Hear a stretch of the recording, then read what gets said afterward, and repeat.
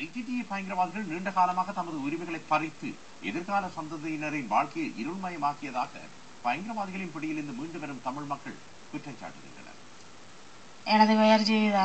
நான் அம்மா கூட இருந்து படிச்சு கொண்டு கேட்கல இயக்கம் பிடிச்சு கொண்டு போய் வைவசம் பிடிச்சு கொண்டு போய் தலைமுடி வெட்டி பயிற்சிக்காக வச்சிருந்தது. அப்ப நான் அம்மாக்கள் அன்புல ஓடி வந்து மாமாக்கள் விட்ட ஒழிச்சுன்னு கேட்கல. ராணுவம் வந்து எங்களை சுற்றி வளைச்சு பிடிச்சதெல்லாம் நாங்க கோப்பாய் முகாம்ல வந்திருந்தோம். அங்க எங்களுக்கு எந்த வித பிரச்சனையுமே இல்லை. நல்ல மாதிரி சாப்பாடு வந்து நல்ல மாதிரி கவனிச்சது.